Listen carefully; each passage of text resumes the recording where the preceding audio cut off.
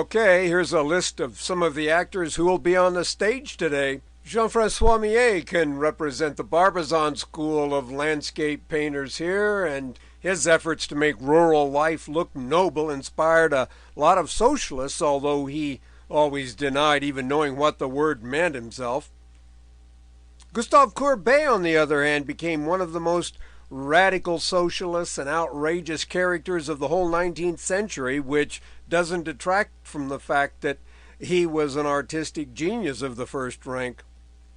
Edward Manet is the artist who is now cited as often as any other as the precursor of modernity and who was in his own day regarded as the leader of the gang of avant-garde artists who came to be known as the Impressionists, although he never exhibited with them. Georges Bizet wrote what might be the most often performed and most popular opera of the whole 19th century in Carmen, and wrote many other great things as well before dying at 37. Émile Zola is the author of the monumental Rougon-Macquart cycle of novels that includes half a dozen of the most important books of the century, and he was a close friend of Manet, especially of Cézanne, whom we'll get to in the future, and most of the other artists of his era. Napoleon III was the ill-fated nephew of Napoleon I, who ruled France in the middle of the century from 1848 to 1870, when he was violently overthrown, as in fact the last 6 rulers of France all had been. Maybe it's as John Ruskin said, all great art is produced in nations of fighters. After all, there's no Parthenon on Tahiti.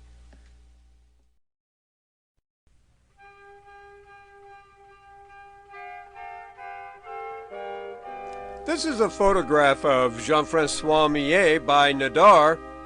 After leaving the École des Beaux-Arts in Paris, he became a successful portrait painter, but in the mid-1840s he met Theodore Rousseau, Narcisse Diaz, and others who would eventually make up what would be known as the Barbizon School, named after the village on the edge of the Forêt de Fontainebleau, the Fontainebleau Forest near Paris, where he was to live from 1849, more or less the rest of his life.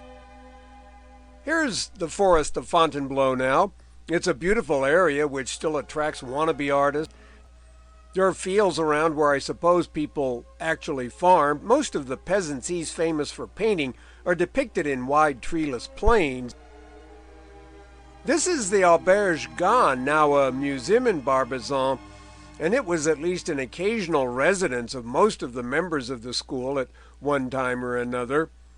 And this is the actual house where Millet lived during most of his time at Barbizon, and it's now a museum. Because of his focus on peasants and the grim life they typically led, he was regarded, as I said in the intro, by some as a socialist, but he was never overtly political in his work, just sympathetic. He wanted to paint what he saw, as he put it, true humanity and great poetry. This is the interior of the Millet House Museum. Like most of the artists of this age, he survives in a lot of letters and documents. Many of the letters were to Alfred Sancier, a government official who often supported him and who later wrote a biography of him. Millet mentions how much respect the mailman, and through his gossip the rest of the town, gave him when he started getting letters with red wax seals. The mailman would bow and say, "Monsieur, from the ministry." In fact, even today our mailmen probably know more about us than we'd like to think. This is his picture called The Gleaners of 1857, now in the Musée d'Orsay, and it's one of his most well-known pictures, the poorest of the rural poor scrounging for what's left in the fields after the harvest. But it's not superficially sentimental. There's almost a kind of heroic quality to these people. No whining and complaining, just people doing whatever it is they have to do, whatever is necessary to stay alive. This is The Sower, painted in 1850 in Boston, and that heroic quality is even more apparent, I think, in this fellow, who might even bring Michelangelo's David to mind, I think. And Millet very much did admire Michelangelo, although he never saw anything original by him. The picture did create something of a fuss when it was exhibited at the 1850 Salon shortly after the 1848 Revolution and was thought to be too lower class friendly. But again, the purpose isn't so much to get us to feel sorry for the downtrodden, it's more just to emphasize that everyone deserves respect and that this labor is no less worthy than that undertaken by an accountant or a lawyer or a grocer.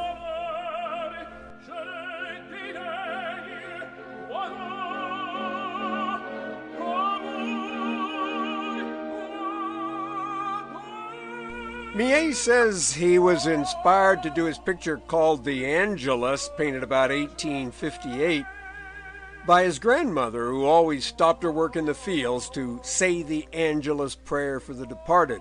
But there's some confusion about what his grandmother really did and what prayer she might have said, although in any case a prayer is being said here, according to Millet himself. He was not religious in a church-going way and probably meant this again as primarily just another depiction in the daily life of the stalwart and in his own way stoic and heroic peasant farmer. Honoré Daumier is best known today as a graphic artist and caricaturist, and this is a photo of him by someone who was also a caricaturist and friend, Gaspard Félix Tournichon, known as Nadar.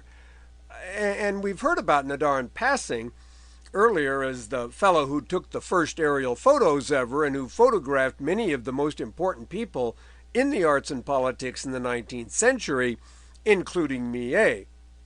He also made what could be called the first moving picture of himself in 1865, a kind of series of pictures in a kind of flip book. This is a photograph he had taken of himself. And this is a cartoon which Daumier made of Nadar and his balloon over Paris, entitled Raising Photography to the Heights of Art. This is another cartoon in which Daumier pokes fun at les poses gracieuses, as they are called here, achieved with the aid of some studio props, literally props in this case. Like so many important artists of the 19th century, from Delacroix to Cézanne, he studied the models at the so-called atelier or studio of Père Suisse, and then learned lithography, which allowed him to get various jobs, printing music scores, advertisements, and so on, until about 1830 he had gone to work for a fellow caricaturist and printer named Philippon. His 1832 caricature of Louis Philippe as a gluttonous gargantuan got him 6 months in the Saint-Pélagie prison, which used to stand in the 5e arrondissement on the left bank, and in which Courbet will eventually spend time. Over his life, Daumier made thousands of prints, some humorous, some bitterly satirical, and some disturbingly realistic. This is the former Rue Transnonain, now the Rue Beaubourg, north of the Pompidou Center, and this is Daumier's print called Rue Transnonain. Although Corot's early landscapes are realistic, Millet, and especially Daumier, are a better fit for the category as it's usually described. The pictures by Millet and Daumier are progressively more gritty and, well, realistic.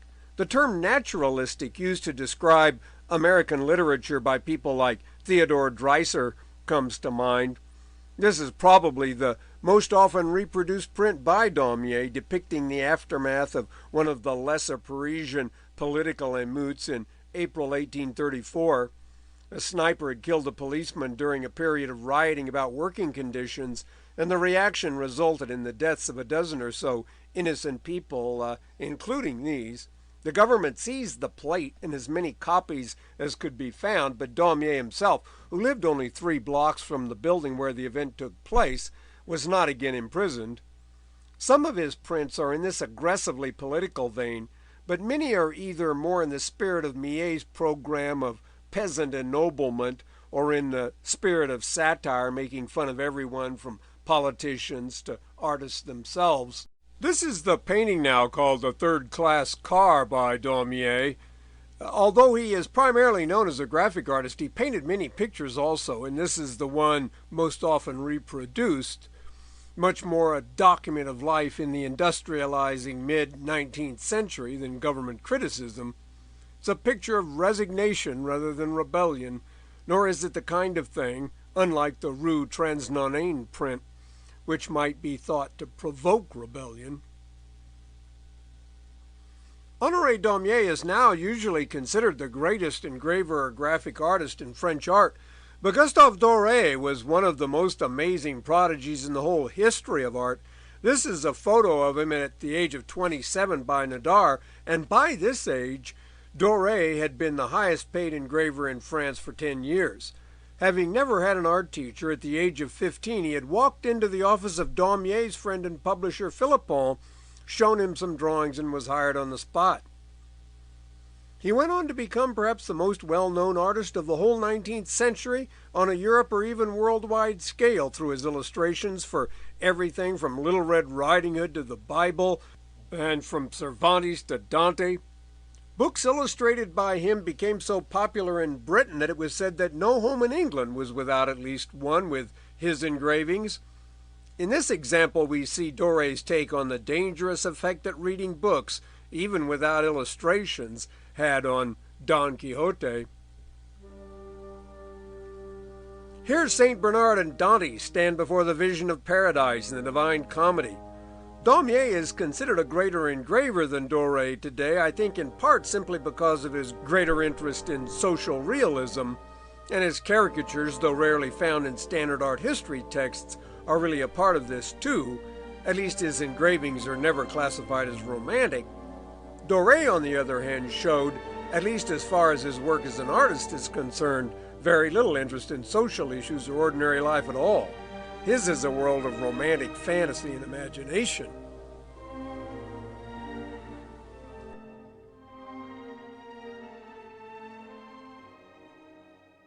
The Legion of Honor in San Francisco has a one-of-a-kind work by Doré, the gigantic vase called the Poème de la Vigne, or Ode to Wine. But the decoration of it seems inspired by just imagination, I think, a drug stronger than alcohol.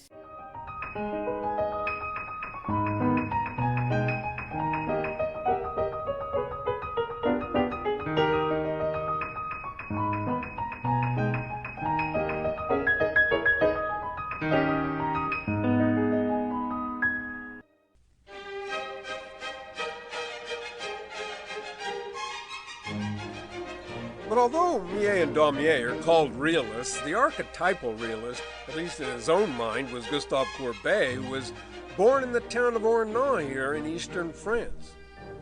This is a picture of his parents' house. His father was an upper-middle-class landowner and wanted him to become a lawyer, but he had no interest in that or, according to most sources, in any intellectual activity whatever.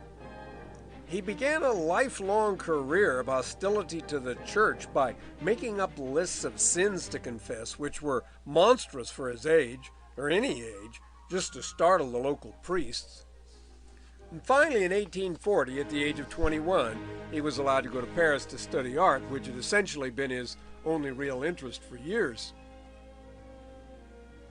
Like so many other student artists, he found his way to the Atelier Suisse, which I mentioned in connection with Daumier, and where Corot and Delacroix also spent time, and which was to become especially popular with the Impressionists. It used to be about where the center of this picture is, west of Notre Dame. Père Suisse, as he was known, offered an inexpensive place to work and models to copy, though little in the way of instruction, which many of his students or clients thought was a good thing. This is a portrait of him Courbet painted many years later. This portrait of himself with a black dog, done in 1844, is the first picture by him accepted by the Salon. At this point in his career, he was not yet the radical socialist and looks more the wealthy landowner's son as a wannabe poet. He eventually became very much a Parisian, though, but there were some stressful moments.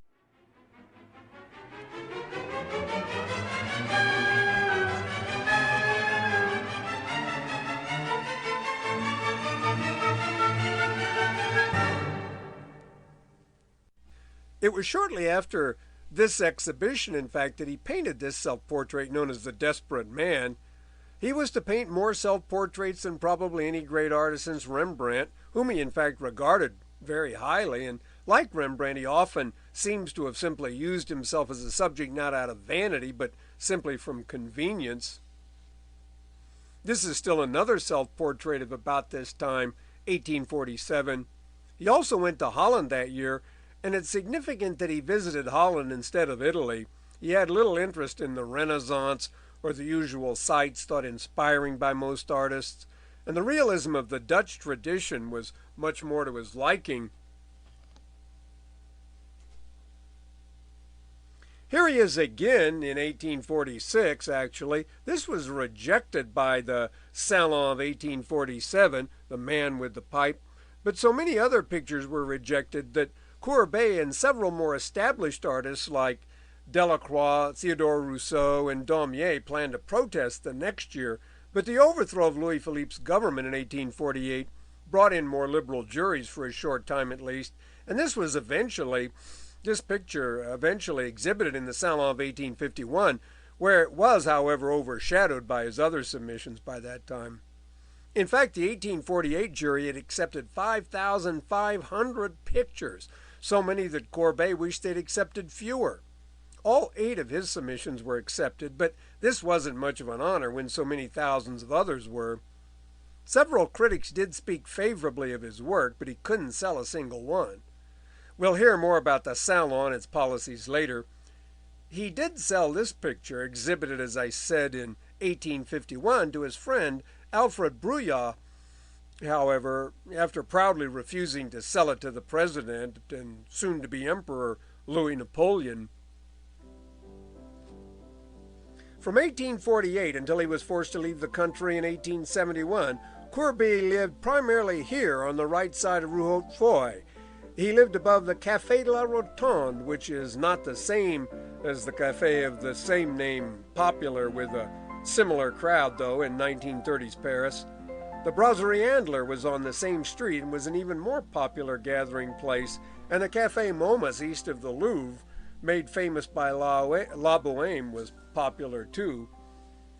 And Courbet was a bohemian, all right. He never married, and after he became a socialist, he proclaimed that marriage was reactionary, although he was among the most promiscuous men alive in the city, which is saying a lot. He smoked his pipe constantly and drank enough to make 2 or 3 alcoholics.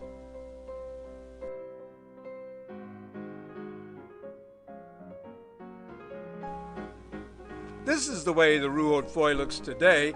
You can still see the 16th century Echauguette, the small projecting tower on the building in the distance that was visible in the previous picture. But on the right-hand side where the brasserie was, it's altogether different now. This is a print by Courbet depicting the interior of the brasserie. Corot and Daumier were also regulars at this Brasserie Andler, as were the critics Champfleury, Jules Castagnari, Edmond Duranty, and as we'll see as well, the poet Charles Baudelaire, the socialist Proudhon. Until 1848, and until essentially the June days that year, when the government cracked down harshly on rioters protesting the ending of the workshop program, Courbet had shown no interest in politics.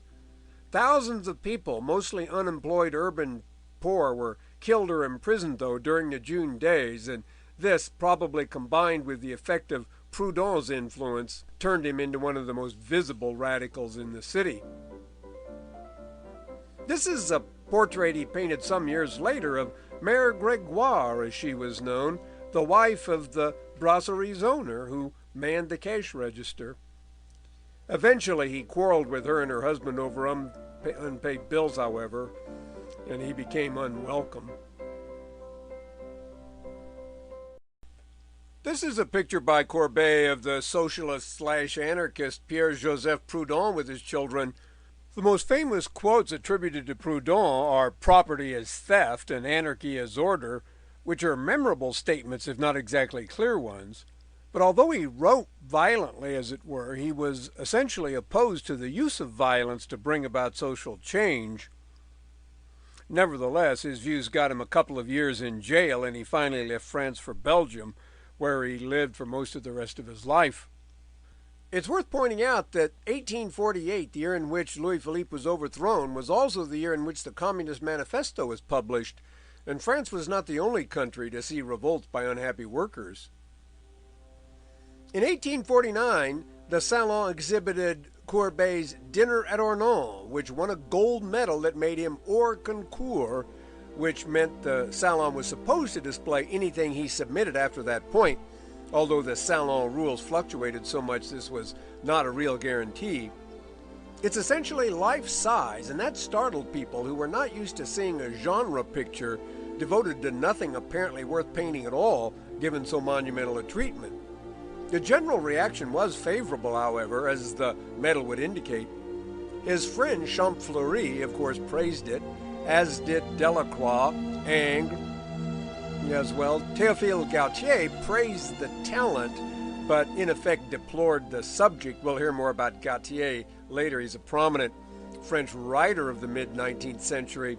Courbet himself is at the center of the picture in yet another self-portrait, listening raptly to his friend Alphonse Promaillet play the violin. Another friend from Ornans, Adolphe Marlet, is lighting his pipe, and Courbet's father dozes at the left. This is one of the first pictures on which his long-term reputation would rest, realism with no varnish on it at all. It's kind of a celebration of three legal drugs: alcohol, tobacco, and music, and maybe a fourth, dogs. It's said, that just petting a dog can lower your blood pressure 10%.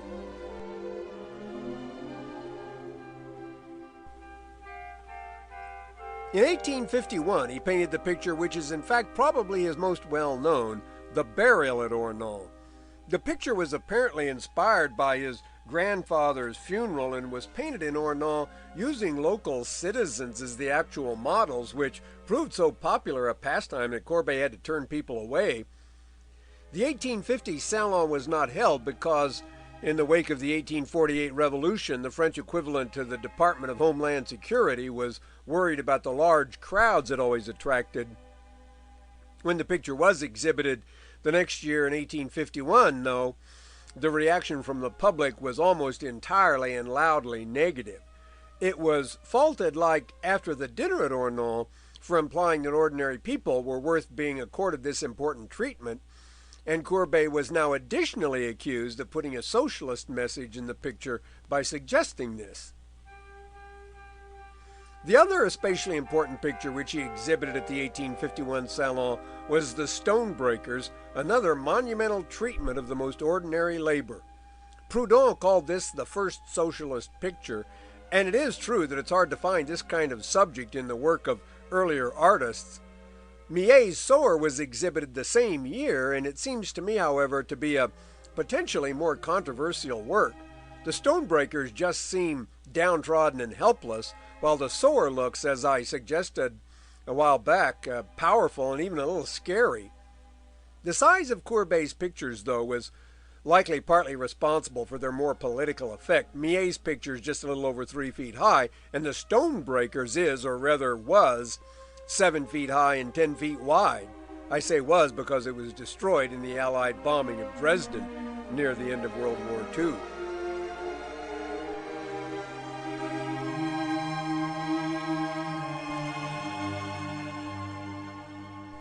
For the 1853 Salon, he submitted The Bather's Ear, which was to subject him to more abuse, not because of any socialist message contained in it, but because the main subject was regarded as vulgar in the extreme.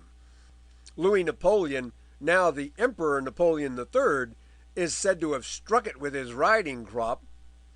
Delacroix, a member of the jury, was among those who were critical of The Bathers, like most others. The Sleeping Spinner here, also exhibited in 1853, was a much more popular picture. It's realistic and charming in the manner of traditional genre subjects instead of realistic and offensive in the manner of The Bathers. Both The Sleeping Spinner, who is apparently Courbet's sister Zélie, and The Bathers as well, were bought by Alfred Bruyas, the wealthy eccentric collector who bought Courbet's self-portrait called The Man with the Pipe. we saw earlier. This is a portrait of him, and he eventually had 3 portraits painted by Courbet. This one was done in 1853. He lived mostly in Montpellier, so the friendship which developed was mostly carried on in letters, of which, despite Courbet's declared dislike of writers, he wrote volumes, and the one to Bruyas are among the most revealing. "I have declared war on society," he wrote to him in 1853, the year of this picture, and recounted a meeting he'd had with the Count de Newkirk, Napoleon III's de facto minister of art, who was in charge of the Salon organization.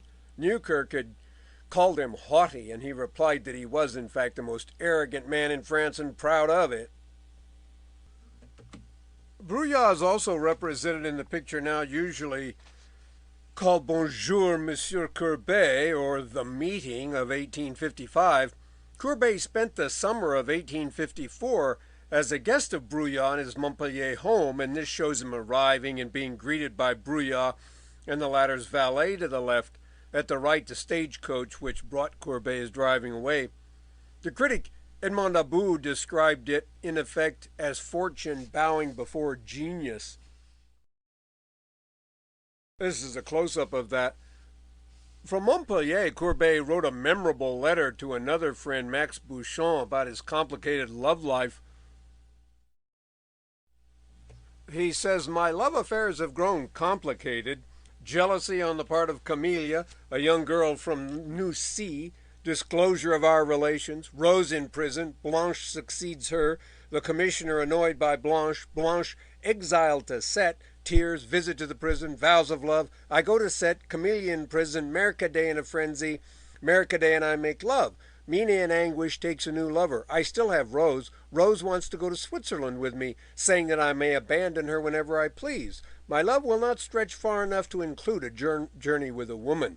Knowing there are women all over the world, I see no reason to carry one with me."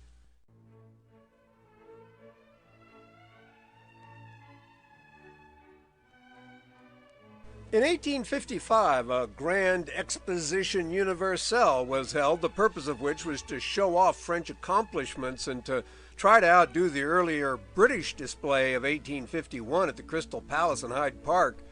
The Palais de l'Industrie, of which this is a photo, was erected for this and stood until it was torn down to be replaced by the Grand Palais for the similar affair in 1900, and which still stands.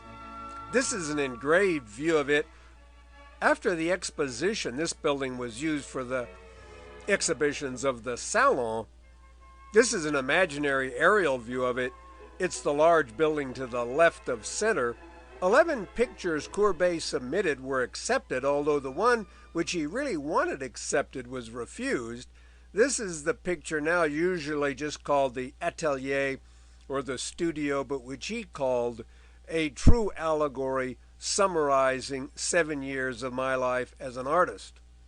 This is a modern photo showing more or less the same view, with the Grand Palais now on the left between the Seine and the Champs-Élysées.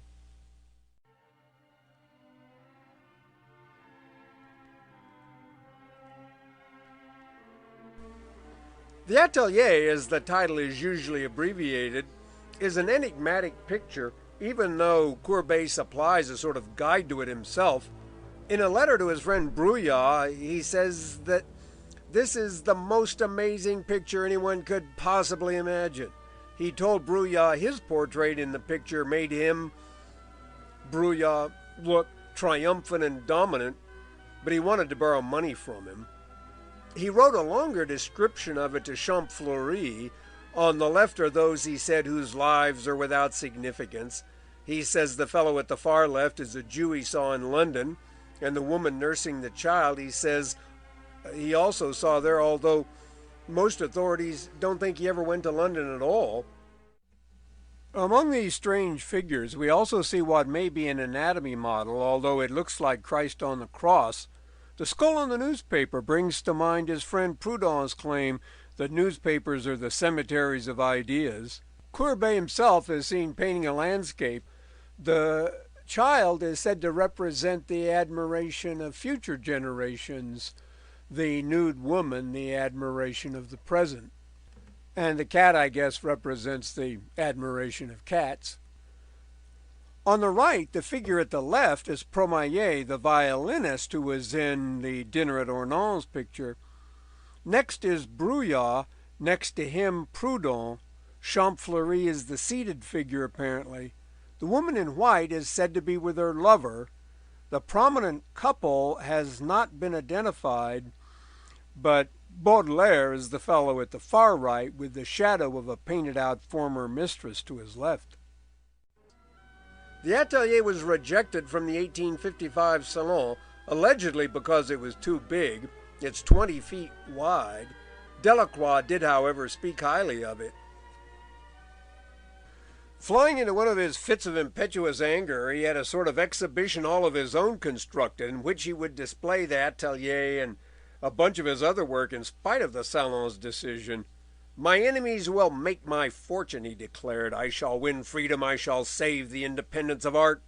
He hoped to make 100,000 francs from his own version of a Salon des Refusés, but instead he nearly bankrupted himself. This is not a very good picture, but it's actually a photograph of a copy of a picture by Courbet, which doesn't exist anymore. In 1863, he created a new scandal with the original of this, showing drunken priests returning from a conference. It's called a return from the conference. It was eventually bought by a devout Catholic who burned it. But the essence of it is clear here. Rowdy priests trailed by presumably embarrassed nuns at a safe distance. This was not only predictably refused by the Salon of 1863, it was also refused by the Salon des Refusés, about which more later. It was the only picture by an important artist to have that distinction. Courbet was not surprised. "I painted it to be refused. So audacious a painting has never been seen," he crowed. One might suppose that this picture, which was accepted by the Salon in 1866, would have also caused some trouble, but the Comte de Neukirch himself, the boss of the Salon, with whom Courbet had had some argumentative confrontations, described it as a masterpiece, and Courbet boasted to Brouillard that he was, quote, "unquestionably the great success of the exhibition. I have knocked the landscape painters flat." More acrimonious exchanges with Neukirch followed, however, because of confusion about whether the state would buy the picture and how much he'd get paid for it. He finally sold it to a collector in Dijon 4 years later. As Courbet's nudes go, this is not especially provocative for him or anyone else at the time, but why some nudes caused so much more trouble than others is a little hard to understand. Manet's, as we'll see, were subjected to scathing criticism. This is a picture he painted at Étretat in Normandy, and despite the fact that he disparaged landscape painters in the remarks I quoted a moment ago, he painted literally hundreds himself, and this one was exhibited in the 1870 Salon to unanimous praise, which led to the sale of many of his other pictures, including The Lady with the Parrot. Most of his pictures were not, in fact, controversial in the usual senses at all. This is a still life with flowers by him. Among his colossal total output of some 2,000 pictures, there are far more which are, as we could say, traditional in subject matter, although he never painted the still popular history or mythological subjects. It is, in fact, amazing that he did so much work, since he did a lot of it traveling, and was, it would seem, drunk and disorderly or seeking to be so most of the time. Champfleury describes a visit to Brouillard simply as much drinking with statues thrown out of windows. Courbet often drank a gallon of wine during and after dinner, topped off with a bowl containing half coffee and half cognac, or so it is said. He made a coat of arms for himself with 2 crossed pipes and a motto, quote, "without ideals and without religion." This is a photo of a random group of French soldiers taken in 1870. On July 15, 1870, Napoleon III's France declared war on the Prussia of Wilhelm I and his right-hand man Bismarck for reasons that seem to make little sense now. We'll hear more about this later, but there would be few French highlights to put in the documentary. 6 weeks after the war began, Napoleon was forced to surrender at Sedan, and this was followed by the Prussian siege of Paris.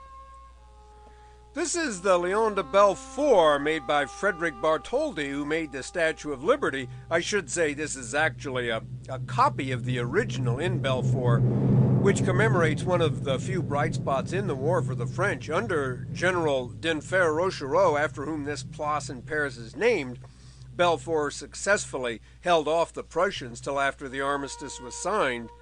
By the eventual treaty, France had to give up Alsace, though, including Belfort and Lorraine, and pay Bismarck 1 billion francs, however.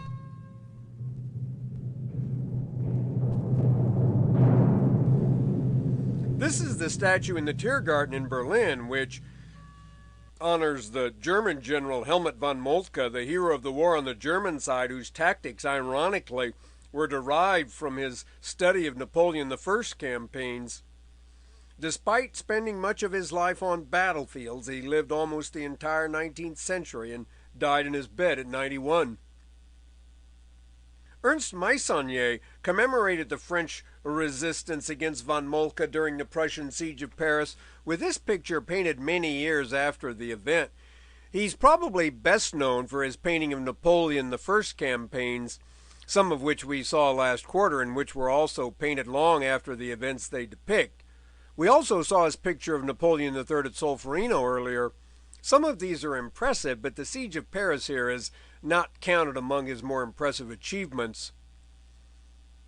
He was actually better known in his own day for genre pictures in the Dutch style, card players, drinking soldiers, and so on, and these were consistently successes with the salon judges and the public.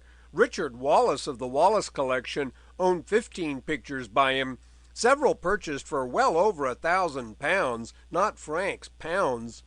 Meissonier became certainly one of the wealthiest artists of the 19th century. And speaking of the wealthy, he painted this portrait of Leland Stanford during that local celebrity's grand tour.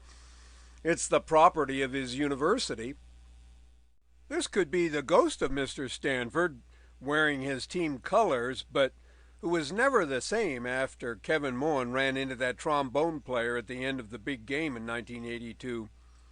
He might also be unhappy because his team is named after a bird instead of being called the Robber Barons like he wanted.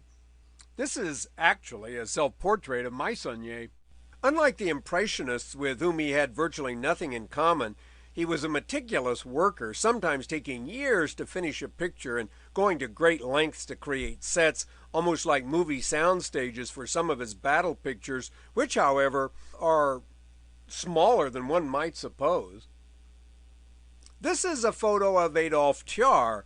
The formal surrender of France, however, didn't end the trouble in Paris itself, as the Commune, as it was called now, fought a virtual civil war against Thiers, the elected head of the provisional government and nominally Republican administration headquartered at Versailles, which was accused of attempting to restore the ancien regime, the old imperial or monarchical government, which had bungled the war.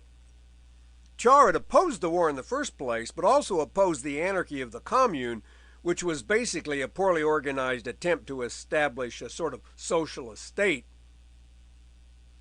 The red-colored building in this picture is the Tuileries Palace. Before the war, the communards, the anarcho-socialists, burned down Thiers' house in Paris, the Tuileries Palace, and much else, and also knocked down the Vendôme or Austerlitz column put up in Napoleon I's day here because of its association with the imperial family. This is an actual photograph of the Tuileries Palace and the interior in a photo that is over 150 years old now. And this is a photo of the burned out building after the fire. The ruins stood for decades until an entrepreneur bought them and resold the stones. In this modern aerial photo, you can see where the palace was. It joined the ends of the north and south wings of the Louvre and stood where the road at the lower center is. This is the Vendôme column now, or as it's sometimes called, the Austerlitz column in the Place Vendôme.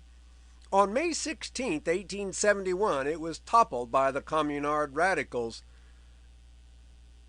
Here's a photo of the fallen column. 5 days later, the government troops from Versailles entered the city, and Courbet was arrested for having advocated the destruction of the column. The part he played in the affair is still argued about, but he was sentenced to 6 months in the Saint-Pélagie prison.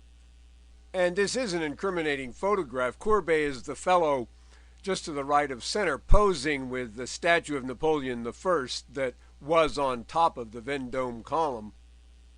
This is a self-portrait by Courbet in which he places himself in the prison, but it was almost certainly painted after he was released. His troubles were not over with that, however.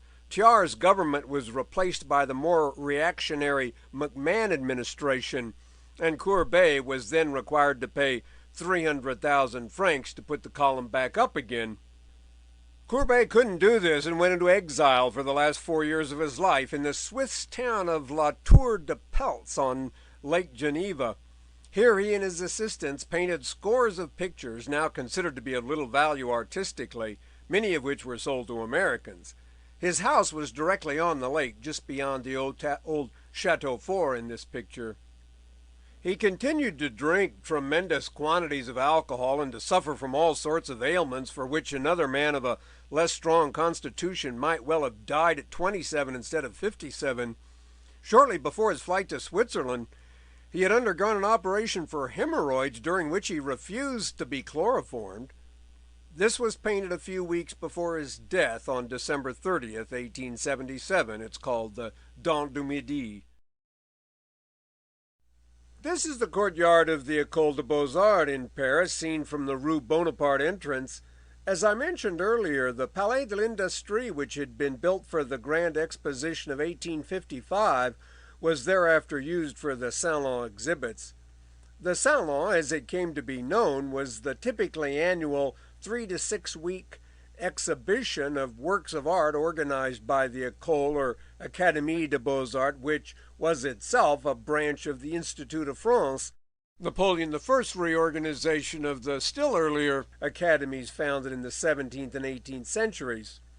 It is difficult to generalize, however, about the policies and makeup of the juries which chose the paintings to be displayed, the value of the medals awarded, the number of paintings on display, or where they would be displayed in the galleries, eye level or skied, virtually out of sight at ceiling level.